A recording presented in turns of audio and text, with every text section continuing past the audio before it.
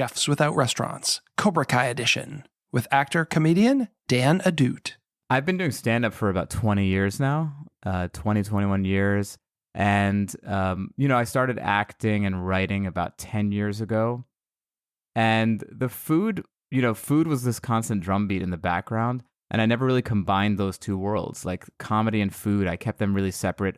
It was weird. I was almost like, I joked to my friends, like I was kind of in the closet about my food world to my comedy friends. And because it's, foodies in general aren't the funniest people and comedians don't really care about food. So I was kind of straddling these two worlds. And a couple years ago, I was like, all right, that's it. I need to meld these two worlds and see what happens. So I started my podcast, which is sort of a comedy food podcast. And I mean, within 4 months, it became the #1 food podcast in America. This is the Chefs Without Restaurants podcast with your host, Chris Spear. Each week, I'll be speaking with food entrepreneurs and people in the culinary industry. If you're interested in learning more about our organization dedicated to helping people build and grow their food businesses, look us up on the web at chefswithoutrestaurants.com and .org, and on Facebook, Instagram, and Twitter at Chefs Without Restaurants. Now, enjoy the show.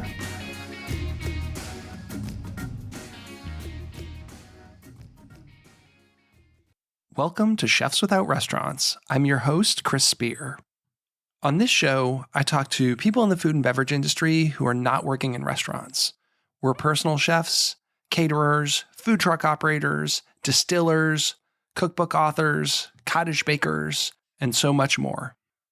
This week is a little bit of a different episode. It's a remix edition.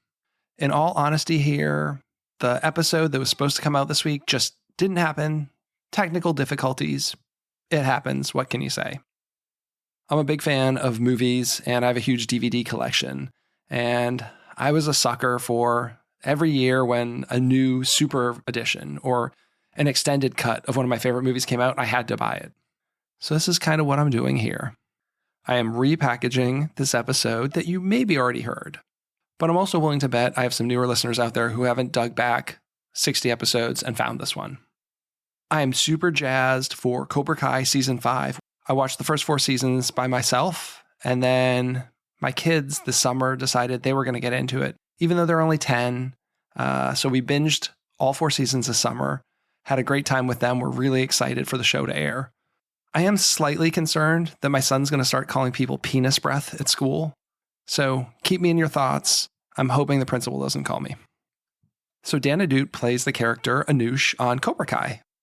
But Dan is also involved in the food world. He's the part owner of a restaurant. He has a podcast called Green Eggs and Dan, where he talks to people about what's in their fridge. They're mostly celebrities, but he's also had food icons like Jacques Pepin and Ruth Reichl on the show. They send him a snapshot of the inside of their fridge, and then they kind of deconstruct what's going on there and have really funny conversations about the food in the fridge. And since this episode originally aired, Dan's gone on to become the host of a Food Network TV show called Raid the Fridge. So even if you listen to the original episode, go listen to it again. I think it's a pretty funny episode. It kind of veers off in a little direction from most of my episodes. This is not a tactical how to build a personal chef business or run a food truck. We definitely are food-centered on this episode, but it was also really great to have a really funny stand-up comedian and talented actor on the show. So what's it going to be? Are you Team Miyagi-Do, Team Cobra Kai, or Team Eagle Fang? I'm going to keep this intro short and sweet. If you want to connect with me, find me at Chefs Without Restaurants on Instagram and go to chefswithoutrestaurants.org to get more info. You can sign up for our email newsletter and also join our chef database so I can connect you with customers who are looking to hire personal chefs, caterers, and food truck operators. And this show would not be possible without the support of our sponsor, the United States Personal Chef Association. So today's remixed episode will be coming up right after that word from the USPCA. Over the past 30 years, the world of the personal chef has grown in importance to fulfill those dining needs. While the pandemic certainly upended the restaurant experience, it allowed personal chefs to close that dining gap. Central to all of that is the United States Personal Chef Association. Representing nearly 1,000 chefs around the US and Canada, USPCA provides a strategic backbone to those chefs that includes liability insurance, training, communications, certification, and more. It's a reassurance to consumers that the chef coming into their home is prepared to offer them an experience with their meal. USPCA provides training to become a personal chef through our preparatory membership. Looking to showcase your products or services to our chefs and their clients? Partnership opportunities are available.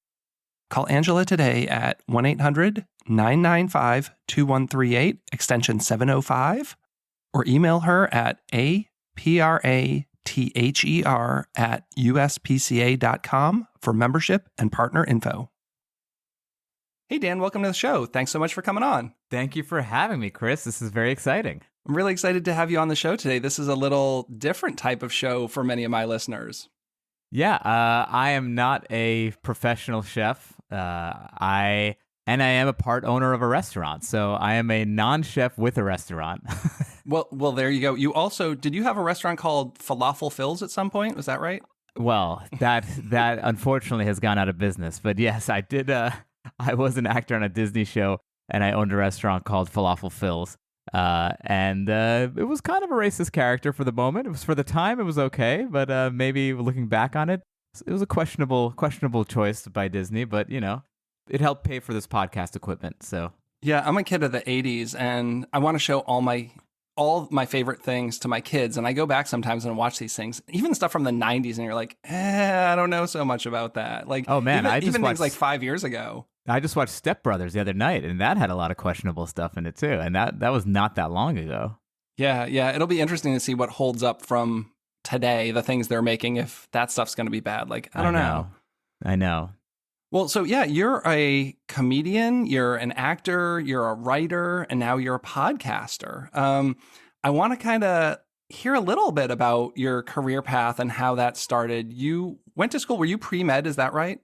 Yeah, I went to Johns Hopkins. I was pre-med, and I got into medical school, and then decided to give my parents a heart attack and go into stand-up comedy. And so I moved to New York, and I started doing stand-up in the early 2000s.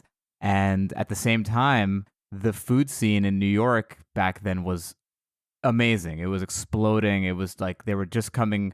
It was like they were revolutionary for all of America. Like it seemed like the chefs in New York in the early 2000s were the kernel of what you see now in every city in America, which is like, these regional cuisine, hyper local, that whole movement sort of was starting in New York at the time. So I was a poor stand-up comic, but any penny I made went to, Wiley Dufresne or April Bloomfield or Mario Batali or like all these people who were, starting up the food scene there. And I just got obsessed with food. Yeah, that's when I really fell in love with it. I mean, I graduated from culinary school in '98, and, I was poor because I was working in food service, but every bit of money that I could scrounge was spent on going out to eat and just kind of seeing what was out there, because that was, kind of really pre-internet, right? Like when I was in school, I mean, we only had very, very basic internet. You didn't really know what was going on.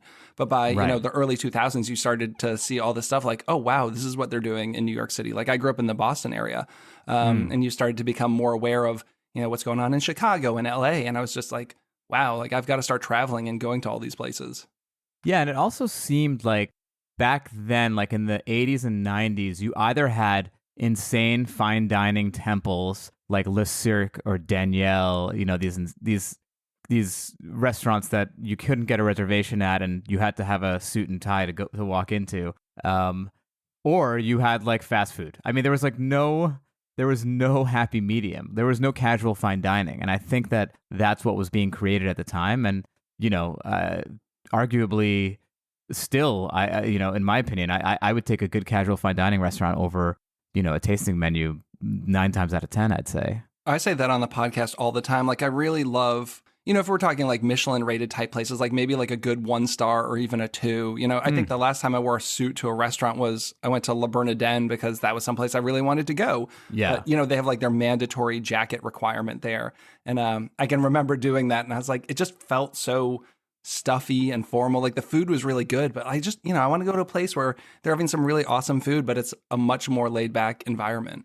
And once in a while, it's fun. It's fun to feel like Michael Bloomberg for a night. But I do think that in general, I'm going to go so far as to say I live in the Bib Gourmands. That's my most my definitely. Sweet spot. Oh, I yeah. love the Bib Gourmands.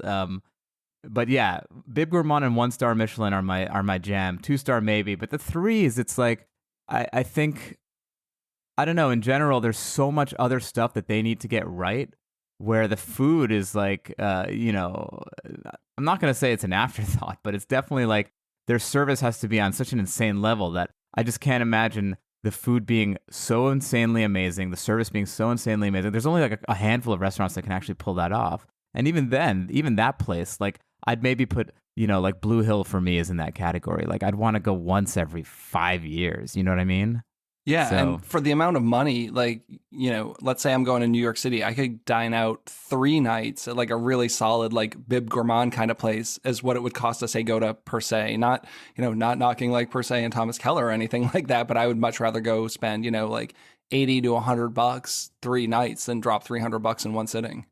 yeah, and the other thing is like, look, places like Per Se, their price to rent out their space is so astronomical that to an extent they have to keep, they have to keep it safe to some extent. And this is sort of my argument against a lot of new restaurants in New York now, is that the rents are so high that to keep it up, you can't really take a lot of chances, and you have to have a lot of safe dishes. And I started to see all these new restaurants in New York that were super expensive. It's like you got a chicken, you got your salmon, you've got your ribeye, and that's it. And it's like, well, okay, that's fine, but I don't want to spend $40 for a a chicken drumstick and a thigh, with something that they pipette on top of. Like I'd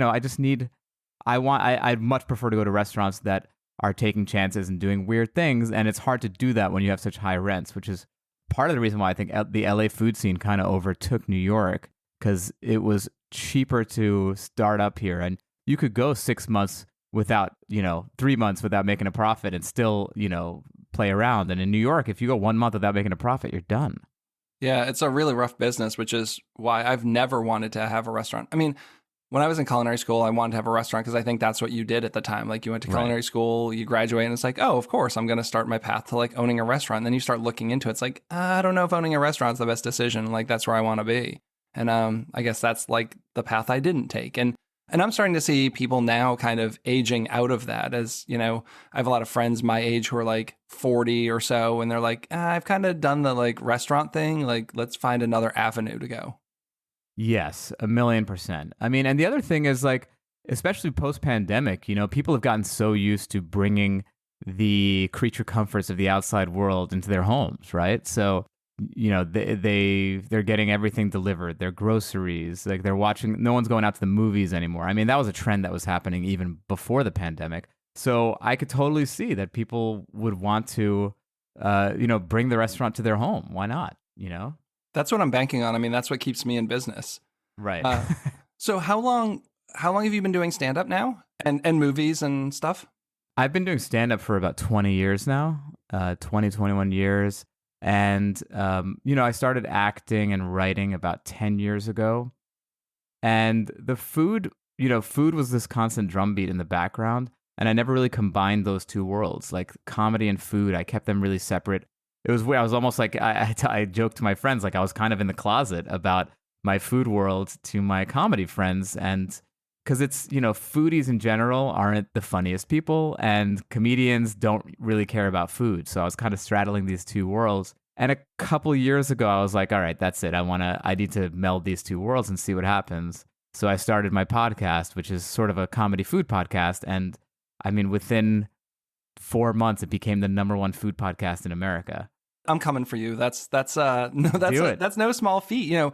I hit like number 23 on the charts, and that was kind of a huge deal for me. That's awesome. Not that it's all about numbers and stuff, but it's like, is anyone listening to me just talking to these people about food? And it's really cool when you see that people are interested in something you have to say. But yeah, so you've got this show about looking into people's fridges, which I think is super interesting. So how's this work? You have a guest and you ask them to take a photo of what's in their fridge, and then you guys talk about it. Is that right? Yeah. I mean, so the way this happened, the name of the podcast is Green Eggs and Dan. And, in Hollywood, I'd go to these Hollywood parties or like meet celebrities and stuff. And I'm always awful at meeting celebrities. Like I clam up. I don't know what to say. And inevitably, I would just start talking about food because that was my way in, and I knew a lot about food, and they'd want to talk about food. And I realized like everyone has an opinion on food. Even if their opinion is that they don't care about food, that's an opinion on food. And I started to do this thing where I'd go to people's homes and I would just like look into their fridges and take a picture, and I'd post it, and and it was so invasive and awful to do, but also people really loved it. Like they loved to see what was in these people's fridges. So I was like, why don't I turn that into a podcast? And yeah, so I interview celebrities, people in general who are not in the food world. We'll probably have like 1 or 2 people a season that are in the food world. In fact, last year's was Ruth Reichl. This year's was Jacques Pepin. That's huge. I just listened to that episode last week. Yeah, it's just me fanboying out for an hour. But yeah, I mean, in general, I'm always like, like next week's episode is going to be Henry Winkler. Like, wow, I have no idea what Henry Winkler thinks about food. I'm curious, So yeah, it's been pretty awesome, and the celebrities like to be on it too because they're used to being on podcasts where they have to talk about their career or whatever, and just to talk about food is, I mean, I don't have to convince you. Like people just love talking about food, and it's a fun new way in to their personalities. I feel like this could almost tie into like psychoanalyzing, like what can you learn about people by what they have in their fridge? And so what have you learned? I mean, are there any big things that have stuck out? The great divider seems to be marriage. You can tell right away if someone's married or single by their fridge. It's the food to booze ratio and also just kind of the amount of organization. You can tell if someone's single or not. And also kids. If someone has kids, you can tell right away because there's like enough jugs of milk to like, I don't know, feed like 1,000 baby calves. But for some reason, there's just so much milk in those fridges. And also, I would say almost inversely proportional to how good of a cook someone is how good their fridge is. I've had Michelin-starred chefs on my show, and you look at their fridges, and they're just god-awful, disgusting fridges. So mine's full of condiments, and it always reminds me of like there's like a quote in the movie Fight Club where like the apartment blows up. He's like, a refrigerator full of condiments or something like that. And I always think about that. Like you just open my door and there's like 80 jars, and all the drawers is like misos and soys and yuzu kosho and like all kinds of marinades and weird stuff. It's like, I don't even know there's anything to make a meal. There's no proteins. I mean, there's some proteins, but it's all these condiments and weird projects I have going on. Yeah, I have a lot of weird stuff in my fridge right now because I have this buddy Paul Feinstein who's a cookbook author, and he's helping write this cookbook for this guy who's got a restaurant in LA called Pizzana, which is like a pretty fantastic pizza place. Anyway, he'll call me after the recipe test, and he's like, "I'm coming over. I'm bringing a bunch of food." I'm like, "All right, cool." And I'm expecting like pantry items, groceries, fun stuff. He brought me like a 2-gallon bag of grated aged Parmesan cheese and then like 2 pints of chopped shallots and half a pint of like sliced pepperoni. I'm like, what am I going to do with this stuff, dude? Like literally, like there's worse this is the worst episode of Iron Chef ever. I mean, I love pepperoni. There's a million things you can do with pepperoni. I know, but I have like nothing to put it on. I don't even have bread in my house right now. I've just been traveling a lot, so. But you do eat bread, right? Like you're not on some weird like bread diet. I love bread. Okay, I need bread to live. Yeah, I can't have people on the podcast who promote like a no bread diet. That's like a totally weird thing. It's tough, man. And in LA, it's like I'm the exception. So it's I mean, to me, there's nothing more satisfying than good bread and butter. Oh, yeah, absolutely. And just carbs in general, like the combination of like carbs and fat is just amazing. Whether it's like tortilla chips and cheddar cheese or bread and butter, I love that combination. It's like I need some carbs and I need some fat on there. Like that's all I really need to make a good meal. Yeah, there's a like satisfaction is missing to me. If like the other night I was just like lazy and I made like a couple eggs and I had some smoked salmon. And that was it. And I was like, I need a carbohydrate here to bring it all together, Just a little baguette. That's all you need. Just a little baguette. That's all I need. But the problem with a baguette is that once you bring it back to your house, like within 10 minutes, it goes bad. So totally. Eat the you have whole to put that. You have to put it in a Ziploc bag, like suck all the air out of that thing. Because you got like 5 minutes before that thing's stale. Yeah, it's so true. By the way, if you're a big bread fan, one of the best breads that I think exists that no one has ever had is this Persian bread called sangak, which is a very thin flatbread that's actually literally translated sangak means little rocks. And they cook it over over a bed of tiny rocks heated up. And so you get all these little pockets of goodness, and it's very thin, and it's very chewy on the inside, very crispy on the outside.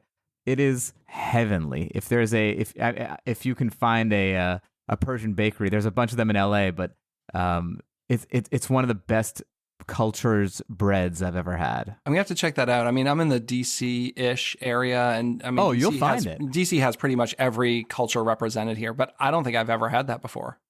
Yeah, seek it out and just crisp it up and put it in the toaster. Oh my God, it's. I put it up there. I put it up there with an insanely good sourdough. And that's your background, right? Yeah, I'm Persian. I was born in America, but my family is all from Iran. Now, did you guys have a lot of that kind of cooking growing up, or was it more Americanized or kind of like a hybrid? No hybrid going on at all. My mom cooked super traditional Persian food. She hates whenever I try to hybridize.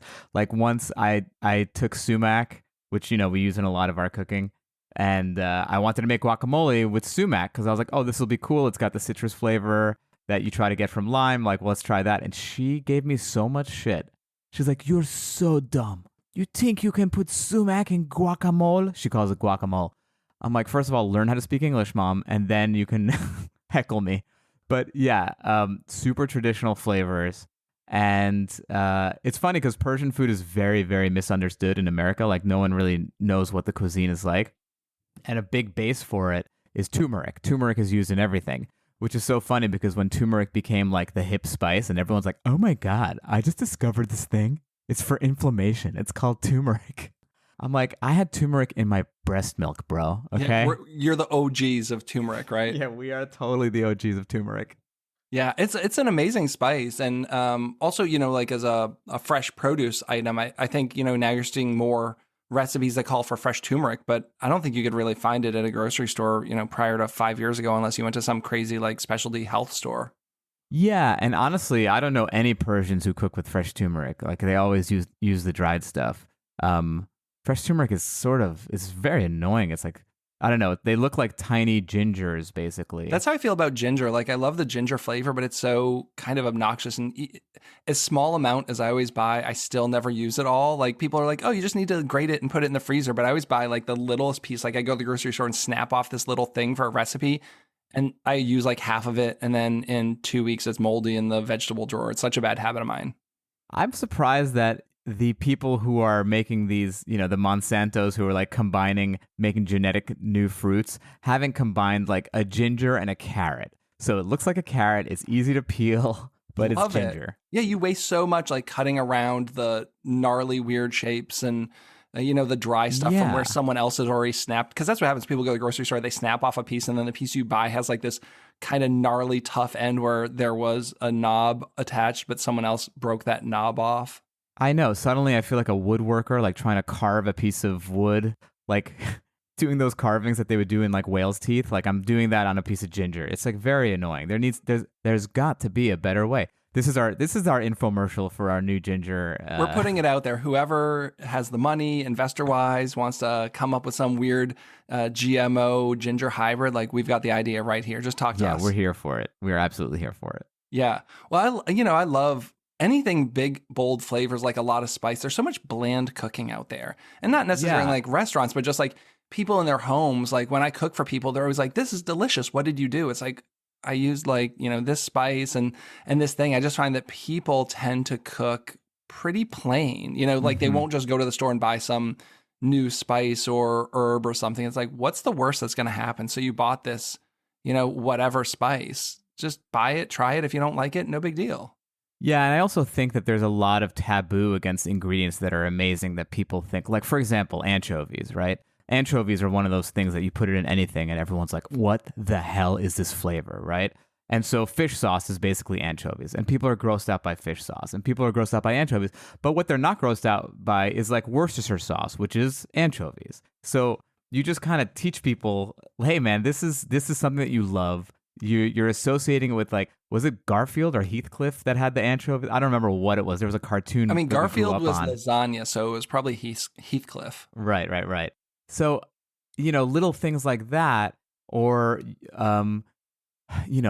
what kombu or some fun like dried shiitake mushrooms, like these little umami bombs. They don't sound very appetizing, and they don't even smell that good a lot of the times. But when you cook them into the food, it just like creates a magical,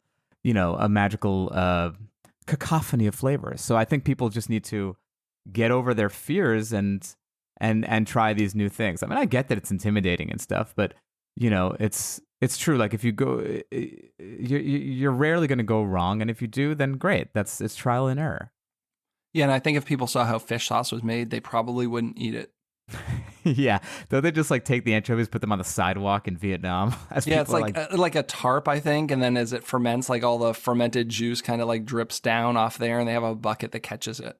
Chris, I'm trying to convince people to start using it, and then you got to just like, you're ruining my sales pitch. Just like a dash makes everything a little better. I just love that little, just hit a little, like something like a guacamole. Like you can just put a dash of fish sauce in there and it just like opens up your palate when you're eating it, and it doesn't taste fishy, but it just gives it that something that, people are like, wow, this is amazing. And I don't want to say like it's fish sauce. At the restaurant that I'm an investor in, Estella in New York, the chef puts it in the beef tartare. So how long have you been an investor in them? I mean, I know of them. They're a fantastic place. I haven't been, but great reputation. Yeah, I mean, since it started out, and my Ignacio and Tommy, two of my buddies, were starting the restaurant, and they were like hard up for cash, and so they just cobbled up from a bunch of friends, and 2 months later, the Obamas went and ate there, and the rest was history.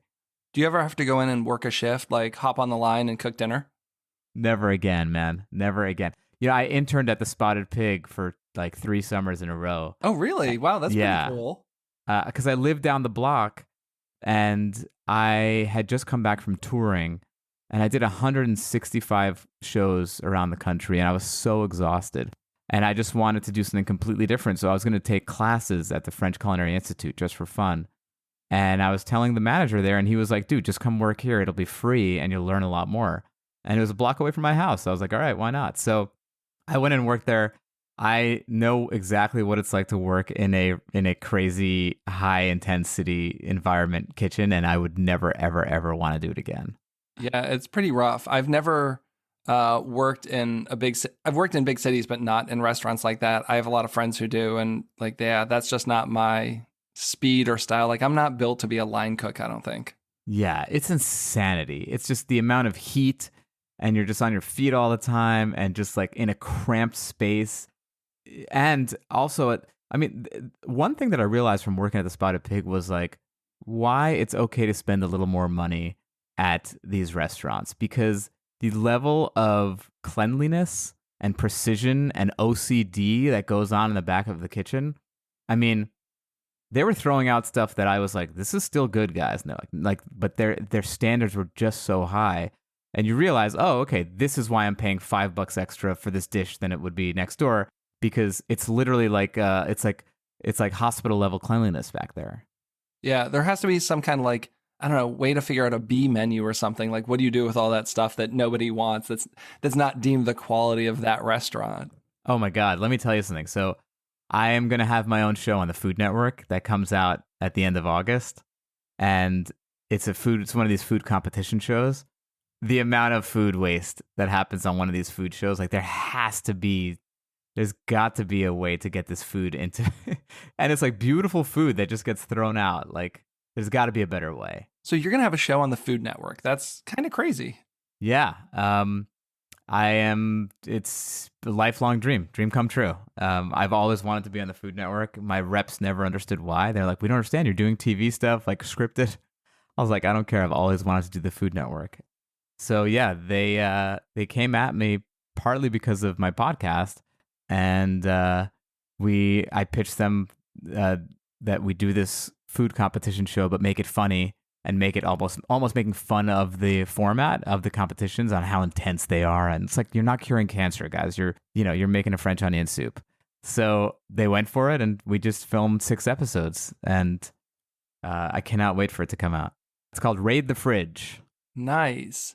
I mean, look, don't get me wrong. I can get into the intense food shows, and it's fun to see Gordon Ramsay just like have an aneurysm yelling at someone. But I do think that it is time for the pendulum to swing in the other direction for a little bit. Yeah, bring some comedy into food. That's great. Do you have your own cooking style? Like, if I were to ask you, like, what kind of foods do you like to cook, say at home, or if you're having a dinner party, what do you kind of defer to? I basically stick to Italian. That's usually my bread and butter. I've gotten, and it's just because it's the easiest, in my opinion. Italian food. If you have a good basis of how to cook and you have amazing ingredients, it's hard to mess up. And it's usually not too many ingredients. You can whip it up pretty quickly. And it's amazing to me how much people, I don't know. I feel like once you really know how to make a pasta, you can make it as good, if not better, than most restaurants that you go to. Most restaurants that you go to, I feel, are not doing like the best job of cooking pasta. They just don't really, I don't know. There's something about it being on the line or whatever. I feel like that's something that you can probably make better at home. I also love cooking like steakhouse steaks for guests, which is another thing that I think once you master it, you can make it better at home than you can have at a steakhouse. But the markup is crazy on that. I mean, people always ask me what my favorite steakhouse is. It's like, I literally never go to a steakhouse. What are you, I don't want to like belittle them, but like, what are you paying for? Like, if I buy the best quality meat out there, I can cook it at home. They're not doing that much. Like when I go out, I'm looking for something interesting or something I'm not going to do at home. I can cook a steak at home. Exactly. And mind you, look, once in a while, it's fun for the vibe to go and, have the martini and have the waiter who's like 195 years old in his white tuxedo wheeling over his emphysema oxygen tank. I don't know. There's something kind of fun about it. But yes, I think that if I'm having guests over and I want to wow them, hell yeah, man, I'm getting a insane dry aged ribeye, which is going to be way cheaper than how much it would be at the steakhouse. I'm going to reverse sear it because it's completely foolproof. I also have a Traeger grill, a smoker. So I use that a lot. Yeah, I mean, but it's funny because I had this moment where I was like, I cook Italian food and I've like mastered as much as I could, but this is crap. I'm like a disgrace to my culture. I'm Iranian. I should learn how to cook Persian food. And I had this Iranian pride and I got all the cookbooks and I got my mom to write down stuff for me and I was like ready to go. And then I started cooking Persian food and I realized you can't cook Persian food consistently unless you're a grandmother and you have nothing else to do all day long. Is it just like the time involved? Like that everything's kind of really detailed and everything is 50 ingredients and braising forever. And it's like, that's like just to make like a salad. You're like, it's just too much, man. And also then you have to learn how to cook the rice. And their rices are not just regular rices. Like they wash them like 50 times before they start cooking. And then they hand chop all these herbs and put them into the rice. And it's delicious and wonderful. But Persian food culture is not like a lot of other food cultures, which are like, we were poor in the home country, so we had to make do. And that's, where carbonara came from. No, Persian food, like it comes from like a very like, I don't know. It comes from like royalty. Like it's what Cyrus the Great was eating. It's like having a feast type meal every night, huh? Everything is a feast type meal. And it's like, which is great when your grandma takes 3 days to make it. But I can't just whip that shit up when I have like a job and, I'm trying to make some money here, Oh yeah, I totally see the draw of like the 30-minute meal cookbooks and the one sheet pan, because I have all these cookbooks from chefs that I love and, they're from a well-known restaurant. And then you look at them and it's like, God, there's like 80 ingredients to make this one thing. Like, I just don't have it in me to make this. Oh, yeah. I mean, okay. One of my favorite cookbooks and one of the most ridiculous cookbooks is the Jerusalem cookbook by Ottolenghi. Like, oh, yeah. His books are great. His books are awesome. But yeah, it's 52 ingredients to make like a tea. And you're like, dude, I can't. How big is your pantry? Ottolenghi's pantry must be like 5 football fields. He's like, this is a fig paste that is from northern Syria. That I'm like, dude, I can't. And have you ever had anything so kind of, I don't know, special or revered that you wasted it? Like, this is something that I do where like I'll get something special from a shop or someone will give me something and you're like, oh, this is for a special occasion, right? And then you're like, shit, this is out of date. Like, has that ever happened to you? Or have anyone ever said that to you with the whole, things in their fridge? Because I don't know. It's just such a shame. But every once in a while I'll get something really special and I'm saving it for a special occasion. And then you're like, oops, I missed its prime. And now I've got to throw this out. It's happened to me a couple times with truffles and it breaks my heart. Because I'll be like, I'm ready now. I have the perfect, I have my risotto going. I'm ready to go. And then I pull it out and it's moldy. That's an expensive mistake to make too. It's the worst, dude. I can't. I have this love-hate relationship with truffles. Like, I love the flavor. I don't know that the flavor. It's funny. My friend Paul and I were talking about this last night at dinner. Is the flavor worth the price? No. Like, I'm a big fan of maitake mushrooms, and I tell people, like, go and buy some good maitakes, like roast the hell out of them. Like you get a lot of bang for your buck. I'll do a little extra oil on there and then you have this like nice maitake oil. Like I just think I'd rather use those than get some truffles. Yeah, I'm with you. And every time I've made like a truffle risotto, like you need to add more mushrooms to like make it taste mushroom. It's so subtle. And I'm like, man, and I feel the same way about caviar, by the way. I will take a big fat salmon egg over like beluga or any of the fancy like Russian or Persian ones any day. Me too. And they're cheap and it explodes in your mouth and it's just like awesome and funky. And I don't know, like the subtleties of the pearl, the little black pearls of Russian caviar. Like, I don't know. It doesn't do, I feel like you need to be some sort of, it's just for like oligarchs trying to like show off to their like side pieces. Yeah, I'm not about that at all. I like nice things and I like fancy things, but I always find there's like this point of, the same kind of with like alcohol. Like you hit a price point or a certain point where it's like the price doesn't pay off anymore. It's like, okay, I get buying, the middle or the upper middle, but it's like whiskey. Like, does anyone need like a $600 bottle of bourbon? Like, I feel like there's a price range where it's like, oh, like a $60 bottle is really phenomenal. And I don't, Pappy Van Winkle is amazing or whatever, but it's like, I don't need to pay for that. No, I feel the same about wine. Like, I think the best wines in the world that you can get are going to be like $150, and anything over that, it's all the same shit. And it's like, you're just spending extra money for a name or for something. But I will tell you something that I do think is worth the bang for the buck. Really, really good olive oil and really, really good balsamic vinegar, like real balsamic from Modena. It'll cost you like $150 for like a tiny bottle, but it'll last you for like a decade because you don't use it like crazy. You just use it very sparingly. And it is such a flavor bomb that it's so ridiculously different from any balsamic vinegar that you get in the supermarket. And it's just so decadent and wonderful. And I really, I will splurge on. What are some things that you have in your fridge? If we were to see a photo of your fridge right now, what would you have? Right now, I've been traveling a lot, so I don't have a ton of stuff. I did have some people over the other day, and it's funny. I have a lot of free stuff that people have been sending me in my fridge. So like I'm on some a NASCAR show on Netflix, and they just sent me a bunch of Coors Light, and so I had some friends over. So there's Coors Light in the fridge. There is what is that? There's like, it's not White Claw, but it's like a hip beer company's version of White Claw is there. I've always got a bottle of champagne. I've always got a bottle of cider. So nothing to eat, just booze. Zero. Nothing to. I told you I have this 2-gallon bag of grated Parmesan cheese and the pepperoni and the shallots. It's funny.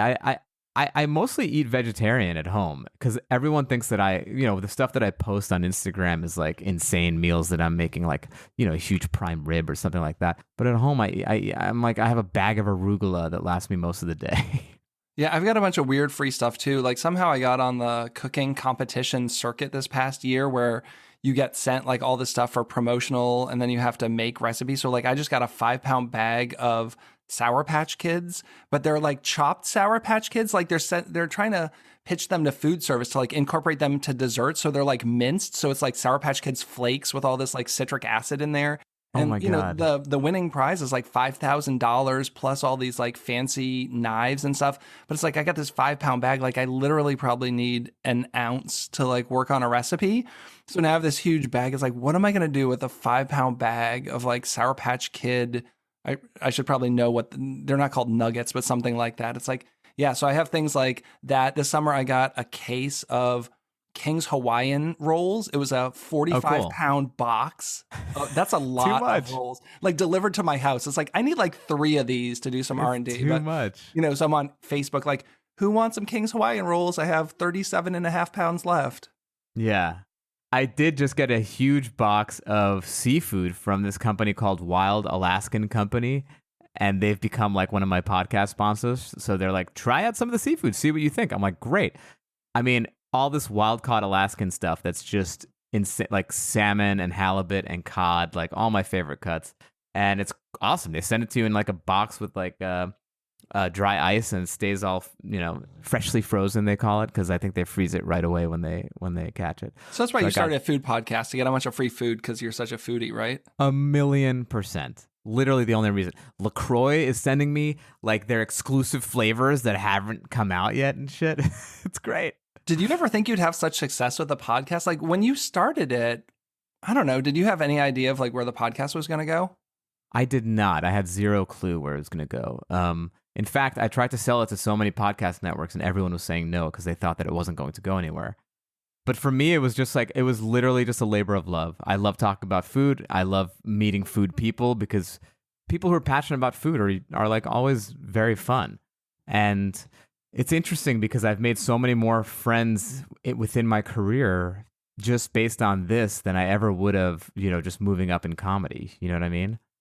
So it was one of those things that it's so cliche that when you do what you love to do, people are going to pay attention.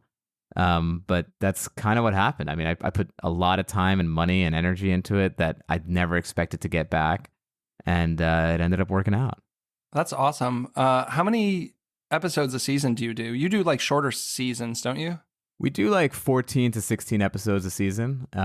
This season is insane, though. We have, from the food world, we have Jacques Pepin. We have Kenji Lopez Alt, who I'm such a huge fan of his. I just had Daniel Gritzer, who's his counterpart at Serious Eats, who's the culinary director. So he and I talked for 3 hours and I divided it into 2 episodes. So last week was part 1 and tomorrow part 2 comes out, but we sat for 3 hours and just like nerded out about everything from like bitterness and olive oil to like the true traditional pepper used in romesco sauce that nobody ever uses. And I was just like, we're going to keep talking about all this stuff. So if you want to listen to some real food nerd stuff, check that out. But yeah, Kenji's amazing. He's on my list of people to get on the show. I absolutely will. Yeah, he's so cool. He's so great to talk to. And then we have like Jesse Tyler Ferguson from Modern Family. We've got Ryan Blaney, who's a NASCAR driver, like a professional NASCAR driver. We have Courtney Hengler from Cobra Kai. She's in the TV show Cobra Kai. Tom Papa, Katrina Bowden. I mean, we have awesome guests this year. So I'm super stoked about this. Yeah, you have a really good mix of guests on your show. I mean, there's a lot of like stand-up comedians and actors and stuff, but then it's like a random food person, which is also cool. But yeah, I mean, look, the random food people are like literally just like people that I've had food crushes on my whole life that I finally get to like stop being creepy about and be like, hey man, you want to hang out? Like Ruth Reichl for me was just insane. I mean, Jacques Pepin too. Both of them were just like, I couldn't believe that I was talking to them. You know, I like grew up like, just like idolizing them. Yeah, I think these people are more accessible than you think too. You know, it's as I was starting to do the show, I was like, I kind of have my bucket list of people and you have to kind of like work up the nerve to get to them. It's like, oh, these people all said yes. Like literally, I don't think anyone's ever said, no, I don't want to come on your show. And I have to start thinking like, who do I really want on my show? Hey man, you got to stop. Don't give away our secrets, all right? If you tell enough people, they're all going to start podcasts, and then people. They all have started podcasts. I mean, you were doing it back in 2019 before COVID made it cool, right? I mean, I started in November of 2019 too, and this past year it kind of exploded. And I've already seen a lot of people kind of like, oh, I got to go back to work. I guess this podcast thing's going to fizzle out. Yeah, good. Get out of here, guys. More room for us. More room for us. Well, do you have any big goals for the rest of the year, either food related or comedy and acting related? Anything you're working on? Yeah, I mean, so I've got this Food Network show coming out at the end of August called Raid the Fridge, which I'm just so excited about. And then I also just signed a book deal with Crown Publishing to write a food memoir, like a funny food memoir book called Lost Soul, spelled like the fish. And so I'm writing that now, and it's taking up a lot of my time. But those two things are what I'm most excited about. I'm also trying to pitch a couple of, scripted food related comedies. I'm a big fan of leaning into what works, and it seems like what's working is this intersection of food and comedy. Well, that's what they always say about things that are successful is like the finding the hybrid. Like there's plenty of comedians and actors, right? And there's plenty of people in the food world. But if you do both really well and you love them, like where's the intersection? I think that's where things kind of come together. This guy, James Altucher, I listen to, I think he calls it like idea sex, like making all these lists of things that you can do really well or you're really interested in. Like where can you have these interesting things meet up?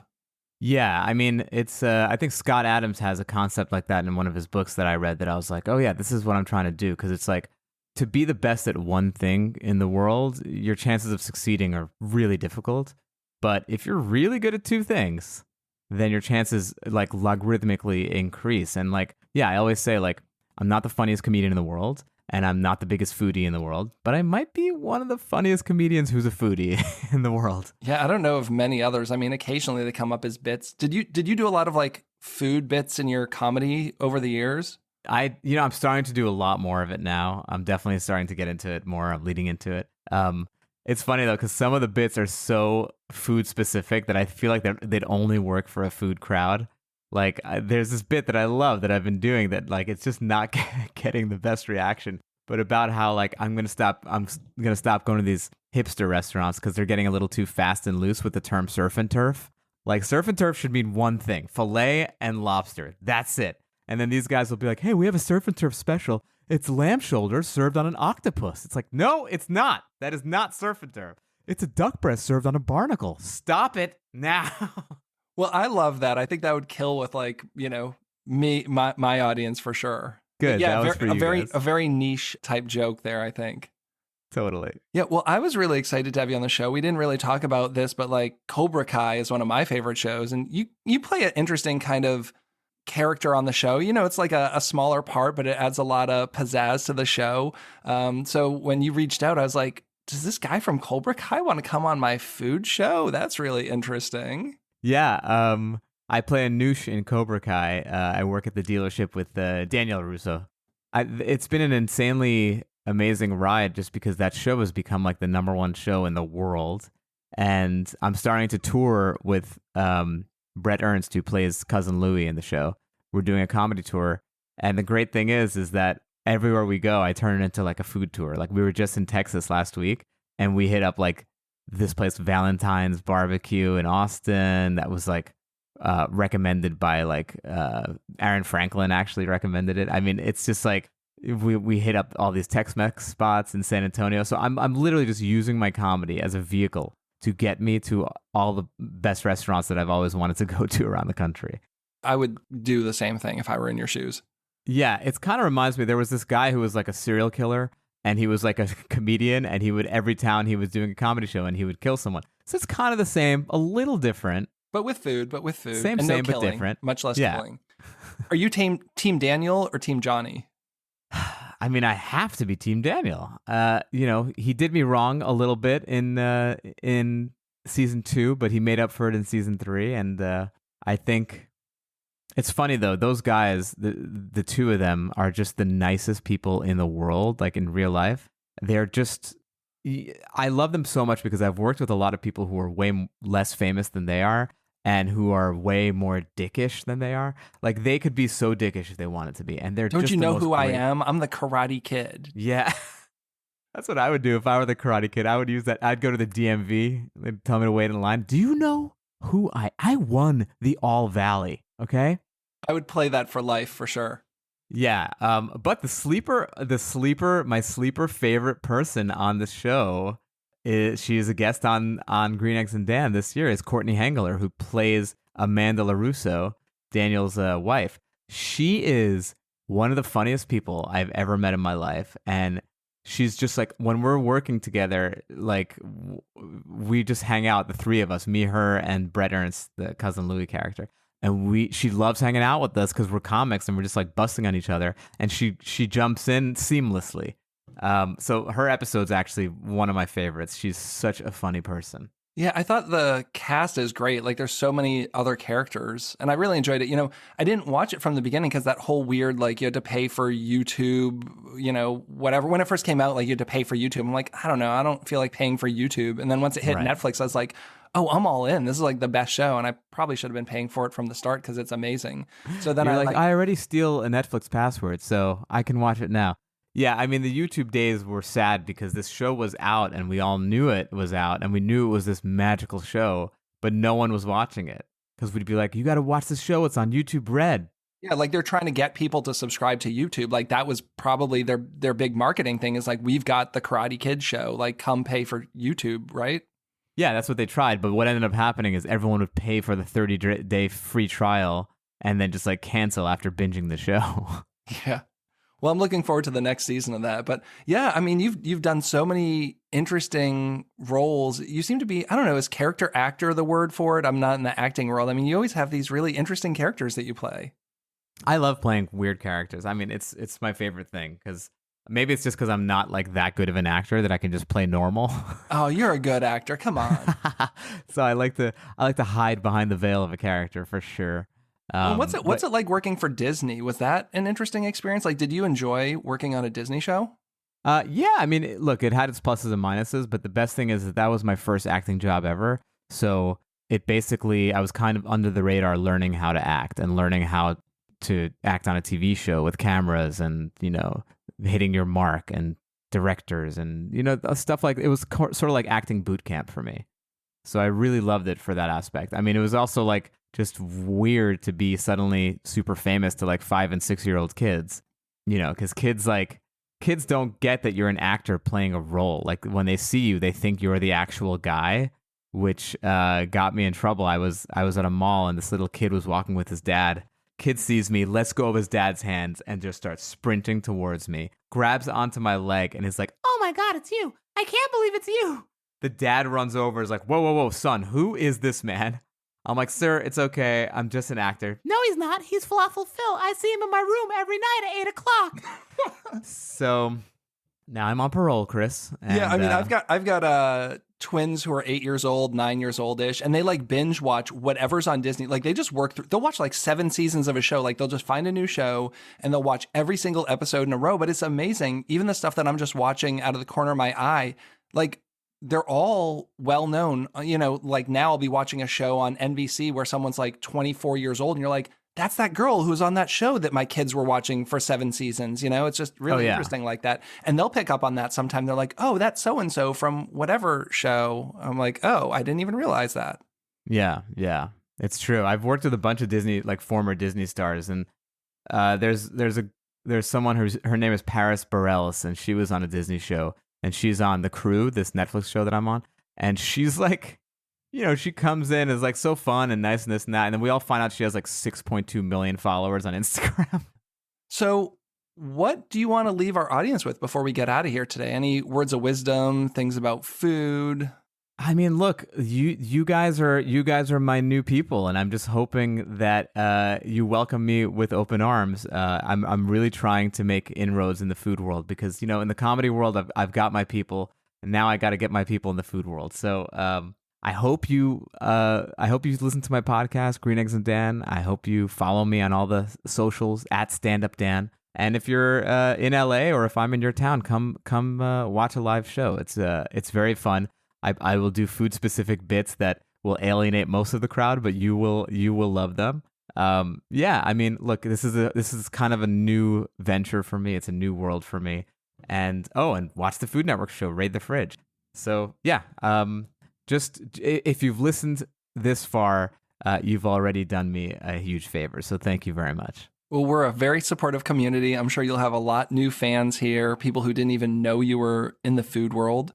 And I can't wait for stand-up, like to be able to go out and do things again, right? But like I haven't been to a show in forever. And hopefully if you come out this way on the East Coast, I'll catch you at a show sometime. You know, it's crazy. I was just in DC 2 weeks ago. What? Yeah. Doing a show? Yeah, at the Arlington Draft House in Arlington, Virginia. Damn it. How did I not know? We had already even scheduled your show at that time. Next time. What a bummer. Next time, I promise. Yes. Well, thanks so much to all of our listeners. This has been Chris with the Chefs Without Restaurants podcast. Thanks to Dan. And as always, you can catch us at chefswithoutrestaurants.com.org and on all social media platforms. Thanks so much and have a great week. Thanks for listening to the Chefs Without Restaurants podcast. And if you're interested in being a guest on the show or sponsoring a show, please let us know. We can be reached at chefswithoutrestaurants@gmail.com. Thanks so much.